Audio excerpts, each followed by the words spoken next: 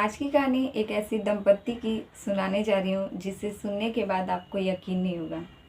आज के ज़माने में भी कुछ लोग अंधविश्वास पर विश्वास कर लेते हैं और इसी के चलते वह लोग बहुत सारे उनके हाथ से ऐसे क्राइम हो जाते हैं जिनकी वजह से उनकी पूरी ज़िंदगी जो है बर्बाद हो जाती है।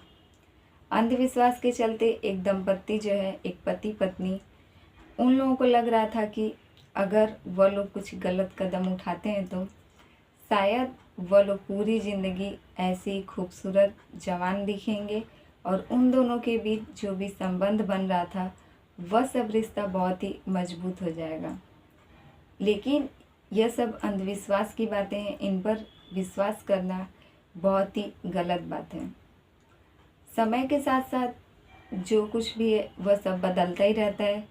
यह किसी अंधविश्वास के चक्कर में पड़कर किसी घटना को अंजाम देने से यह सब बातें जो है बदली नहीं जा सकती। इस घटना में एक दंपत्ति ने इन्हीं सब बातों पर विश्वास कर एक ऐसा कदम उठाया था जिसकी वजह से उनकी पूरी ज़िंदगी बर्बाद हो जाती है। Hello friends, welcome back to my YouTube channel SR news में आप सभी का फिर से एक बार स्वागत है। और आज मैं फिर से आप सभी के बीच एक नई और सच्ची घटना के साथ हाजिर हूँ। तो फ्रेंड्स, आज की कहानी शुरू करें उससे पहले अगर आप हमारे चैनल पर नए हैं तो प्लीज़ हमारे चैनल को सब्सक्राइब कर दें और वीडियो पसंद आए तो लाइक कमेंट ज़रूर कीजिएगा। फ्रेंड्स, आज की जो घटना है यह 23 जनवरी साल 2025 की है। यह घटना लखनऊ से निकलकर हम सबके सामने आई है। लखनऊ का एक इलाका लगता है जहाँ की एक दंपत्ति शाम को करीब 4:30 बजे के आसपास पुलिस थाने पहुँचते हैं और वह थाने जाकर अपनी एक बेटी की गुमशुदगी की रिपोर्ट दर्ज करवाते हैं। पहले तो पुलिस वाले उनकी बात सुनने के बाद कह देते हैं कि आपकी लड़की कहीं इधर उधर गई होगी, आप थोड़ा वेट कीजिए, हो सकता है वह घर वापस आ जाए। लेकिन उसके माता पिता कहते हैं कि उन्होंने अपनी लड़की को सुबह से पूरी ढूंढने की कोशिश की, लेकिन उनकी लड़की का कहीं भी कुछ पता नहीं चल पाया। अब वह पुलिस वालों से यह गुहार लगाते हैं कि वह उनकी लड़की को ढूंढ कर निकालें। वह बताते हैं कि वह लोग एक सब्ज़ी का दुकान लगाते हैं मार्केट में। उनकी लड़की हर दिन घर से सब्ज़ी लेकर अपने पिता के पास आया जाया करती थी। हर रोज़ की तरह वह सुबह सुबह अपनी मम्मी से कुछ सब्जियों को लेकर टोकरी में अपने सर पर रख कर अपने पिता को पहुंचाने के लिए निकली थी। सुबह करीब 10 साढ़े 10 बजे के करीब वह लड़की अपने पिता के पास पहुंचने के लिए निकलती है। लेकिन शाम के जब उसके पिता घर वापस आते हैं पता चलता है कि उनकी लड़की उनके पास पहुंची ही नहीं थी। जैसे उन लोगों को यह बात पता चलता है कि उनकी लड़की अभी तक ना ही घर पहुंची है और ना ही वह सब्ज़ी लेकर मार्केट पहुंची थी, तभी यह दोनों पति पत्नी घबरा जाते हैं और अपनी बच्ची को ढूंढने के लिए निकल पड़ते हैं। दोपहर से शाम और शाम से रात हो जाता है, लेकिन उनकी बच्ची का कुछ भी पता नहीं चल पाता है। तब वह लोग अगले दिन पुलिस थाने पहुंचते हैं और अपनी लड़की की गुमशुदगी की रिपोर्ट दर्ज करवाते हैं। तभी पुलिस वाले इधर उधर की बात सुनकर उन्हें डांट फटकार लगाते हैं। लेकिन 2 दिन बीत जाते हैं और जब लड़की घर वापस नहीं आती है तब उस इलाके के सभी लोगों के अंदर एक आक्रोश पैदा हो जाता है और वह लोग थाने के बाहर जाकर प्रदर्शन करना चालू कर देते हैं।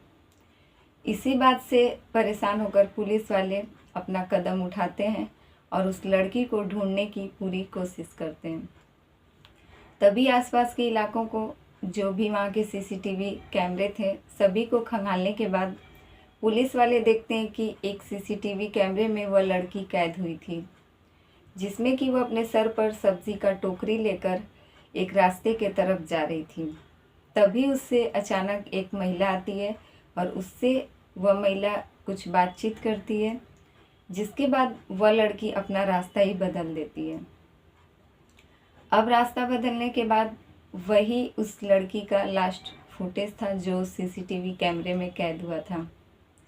इसके अलावा कहीं भी लड़की का कुछ अता पता नहीं चल रहा था। तब पुलिस जो है उस महिला को ढूंढने की कोशिश करती है जो CCTV कैमरे में कैद हुई थी। और लास्ट बार वह लड़की उसी महिला के साथ देखी गई थी। सीसीटीवी कैमरे के आधार पर पुलिस जो है जोर शोर से अपने पूरी टीम को उस महिला की तलाश में लगा देती है। जैसे ही वह महिला पुलिस के हाथ आती है, वह सबसे पहले पुलिस को एक कहानी बताती है। वह कहानी यह बताती है कि यह महिला जो थी, इसका नाम था जुग्गी और उसके पति का नाम था सोनू पंडित। और यह महिला अपने पति सोनू पंडित और अपने एक भाई के साथ उसी बस्ती में रहती थी। यह महिला बताती है कि उसके पति के ऊपर एक जिन आता था जिसका नाम रहता है जल्लाद। जल्लाद जो था वह हर रोज़ आता था और उसके पति से कुछ न कुछ फरमाइश करता था। तभी एक दिन यह महिला बताती है कि उस जिन की फरमाइश यह थी कि मुझे सालों साल ऐसे ही खूबसूरत दिखना है और ऐसे ही जवान रहना है, और इसी के लिए मुझे एक लड़की की तलाश है जिसकी बलि देकर मैं यह सब जो है तपस्या सफल कर सकता हूँ। अब इसी बात को पूरा करने के लिए यह महिला भी सोचती है कि अगर यह सब काम सफल हो जाए तो मैं भी सालों साल ऐसे ही खूबसूरत और जवान दिखूंगी और मेरे पति के बीच जो भी संबंध है यह और भी ज़्यादा मजबूत हो जाएंगे। यही सब बात सोचकर यह महिला सुबह अपने पति से फिर कहती है कि अगर जिन की ख्वाहिश को पूरा की जाए तो हम दोनों की ज़िंदगी जो है बहुत ही खुशहाल हो जाएगी। अब उसका पति भी इस बात के लिए तैयार हो जाता है और महिला के कहने पर उसका पति एक लड़की की तलाश में निकल पड़ता है। इधर यह महिला भी अपने पति के लिए एक लड़की की तलाश में जुट जाती है और जैसे ही उस दिन रास्ते पर वह लड़की दिखती है, यह महिला हर दिन उस लड़की पर नज़र रखना शुरू कर देती है। यह महिला देखती है कि वह लड़की कब किस टाइम स्कूल जा रही है, कब स्कूल से वापस आ रही है, कब अपने घर से निकल कर कहाँ जा रही है। एक प्रकार से यह महिला उस लड़की का पीछा करती है और तभी उस दिन बाजार जाते वक्त उस लड़की को रोककर उससे बातचीत करती है और उसे अपने पति से मुलाकात करवाती है।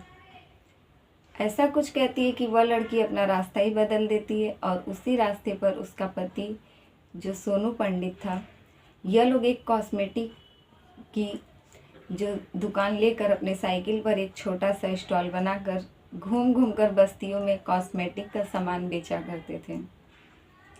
तभी वह सोनू पंडित जो है उस लड़की से मुलाकात करता है और उसे बहका फुसलाकर अपने साइकिल पर बिठाकर अपने घर ले जाता है, जहां महिला बताती है कि उस रात फिर से उसके पति के ऊपर जिन आता है और वह अपनी मनोकामना पूरी करता है। पूरी रात उस लड़की के साथ पूजा तपस्या की जाती है, जिसके बाद उसकी हत्या कर रात भर वह लोग उसके शव के साथ वहीं समय गुजारते हैं। फिर सुबह होते ही उस लड़की के शव को अपने उसी साइकिल पर जो उन लोगों का स्टॉल था उसी में एक प्लास्टिक के जरिए पैक करते हैं और ले जाकर एक सुनसान बस्ती में एक नाले के पास फेंक कर चले जाते हैं। इस महिला के बात से पुलिस जो है पूरी तरीके से दंग रह जाती है और यह महिला अपनी जुबान से इस पूरी घटना को कबूल करती है, जिसके बाद पुलिस सभी को हिरासत में लेकर इन लोगों के खिलाफ सख्त से सख्त कार्रवाई करने के लिए सबको अपनी कस्टडी में रखती है। तो फ्रेंड्स, ये रही आज की कहानी अच्छी लगे तो प्लीज़ हमारे वीडियो को लाइक कमेंट ज़रूर कीजिएगा और हमारे चैनल पे नए हैं तो प्लीज़ हमारे चैनल को सब्सक्राइब कर दें। फिर मिलेंगे आपसे ऐसे ही दूसरी सच्ची घटना के साथ।